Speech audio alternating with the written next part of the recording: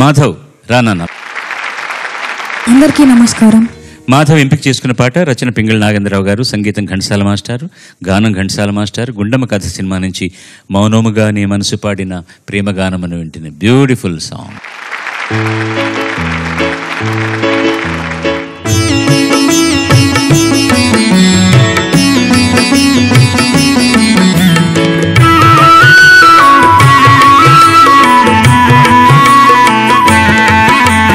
మౌనముగా నీ మనసు పాడిన వేణుగానమును వింటిలే, తెలుపక తెలిపే అనురాగముని కనులనే కనుగొంటిలే, నీ మనసు నాదనుకొంటిలే.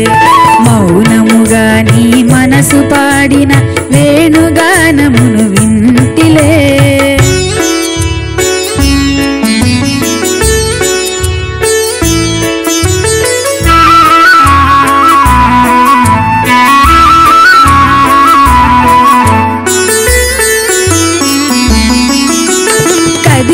కదలని లేత పెదవుల తేనెల వానలు కురిసెనులే,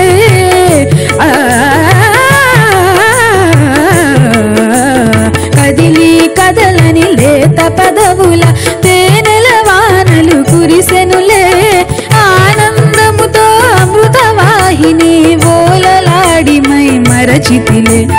మౌనముగా నీ మనసు పాడిన వేణుగానమును వింటిలే.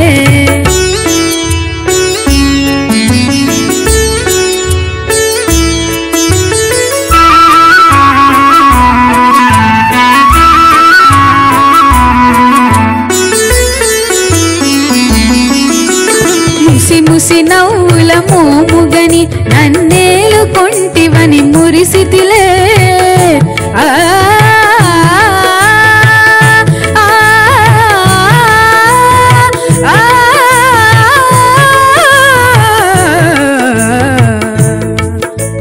ముసి ముసి నవ్వుల మోముగని నన్నేలు కొంటివని మురిసితిలే, రుసరుసలాడుతూ విసిరిన వాల్జడ వలపు పాసమని బెదరితిలే. మౌనముగా నీ మనసు పాడిన వేణుగానమును వింటిలే, తెలుపక తెలిపే అనురాగముని కనులనే కనుగొంటిలే, నీ మనసు నాదనుకొంటిలే. మౌనముగా నీ మనసు పాడిన వేణుగానమును వింటిలే.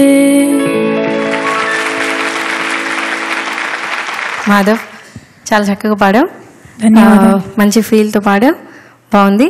ఘంటసాల గారి కాంపోజిషన్ ఏంటంటే కనపడడానికి వినపడడానికి చాలా ఈజీగా అనిపిస్తుంది, పాడడానికి మటు కష్టం. గమకాల దగ్గర కొద్ది కష్టపడ్డాం, but other than that it's good. All the best. ధన్యవాదాలు. ఈ పాట ఎవరు పాడినా ఇప్పటిదాకా ఘంటసాల మాస్టర్ గారిని ఇమిటేట్ చేస్తూ పాడగా మాత్రమే విన్నాను. ఫస్ట్ టైం ఒక ఒరిజినల్ వాయిస్లో విన్నాను. నిజంగా చాలా బాగుంటుంది నాకు. ఆయన పాటలు అందరూ ఆయన ఇమిటేట్ చేస్తారు, కానీ నువ్వు మాత్రం చాలా హాయిగా ఉంది వినటానికి. తను అన్నట్టుగా ఆ రెండు చోట్ల కష్టం. ఆయనకి ఇష్టమైన రాగం ఆయనే చేసుకున్నారు, ఆయనే పాడారు. ఆయన సంగతులు ఆయనకి ఇంకా అలా ఎక్స్ప్రెస్ లాగా వచ్చేస్తుంది. రెండో చరణంలో సంగతి పాడు, ఆ లైన్ పాడి. ముసి ముసి నవ్వుల మోముగని నన్నేలు కొంటివని మురిసితిలే,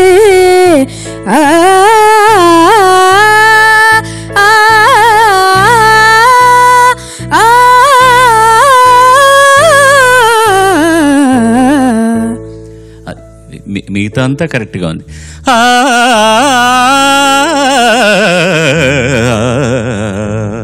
అది డీటెయిల్డ్గా ఉండాలి అండ్ ల్యాండింగ్ నోటు షడ్జమం కరెక్ట్గా ఉండాలన్నమాట. ఫస్ట్ చరణంలో ఆలాప్ ఎలా వస్తుంది?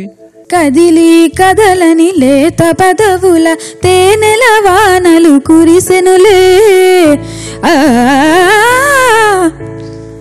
పర్లేదు ఇంకోసారి ట్రై.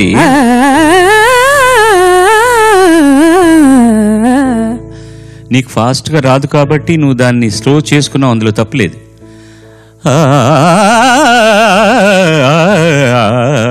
అంత స్పీడ్గా ఉంటుంది ఆయన పాడింది, మనకు పలకదు కాబట్టి తప్పలేదు అది. బట్ ఆ నోట్ ఏంటని తెలుసుకోవడానికి పడితే చాలు కరెక్ట్గా. రుసరుసలాడుతూ విసిరిన వాల్జడ అంటూ ఎందుకు ఉష పక్కన చూసావు నువ్వు?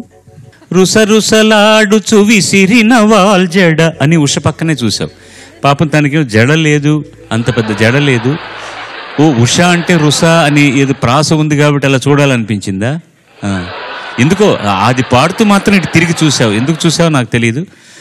అది ఏదైనా ఇప్పుడు పబ్లిక్లో ఎందుకంటే తర్వాత చెప్తానంటే నేను నీతో వచ్చి తర్వాత మాట్లాడతాను. Is there any reason? లేదు, ఏమి లేదు. ఓకే, అలా అంటే నాకు అర్థమైంది నీ అభిప్రాయం. ఆ రోజుల్లో అమ్మాయిలకు పొడుగాడు జడలు ఉండేవి. ఉష గారు ఏమిటి జడ లేకుండా మీరు ఇలా వచ్చారు అన్నట్టుగా. అరే ఏం నవ్వారు ఆ సౌండ్ లేకుండా? జడలు మెయింటైన్ చేయడం కష్టంగా ఉంది సార్. జడలు మెయింటైన్ చేయడం కష్టము. 86 సంవత్సరాలు లతా గారు 2 జడలు చూసావా ఇప్పటికీ? లతా మంగేష్కర్కి అరికాళ్ళ వరకు ఉంటుంది ఆవిడకి. అంత పొడవైన జడలు ఎలా మెయింటైన్ చేస్తుంది? ఆవిడకి ఎవరెవరో ఉంటారు, వాళ్ళు మెయింటైన్ చేస్తారు సార్ అనేది. నీకెవరు ఆయన ఏం చేస్తాడు అంతకంటే? వాళ్ళని చూడడానికి కష్టంగా ఉంది. అదే నువ్వు వాళ్ళని చూడు, అది వరుసగా కూర్చోవాలన్నమాట. ఒక సినిమాలో కూడా వస్తుంది. నువ్వు కింది మెట్టు మీద ఉంటే పై మెట్టు మీద మీ ఆయన ఉండి నీ జడేస్తుంటాడు, నువ్వు మీ అమ్మాయికి జడే, వాడు అమ్మాయి తమ్ముడికి అన్నకి గుండు కొడుతుంటుంది.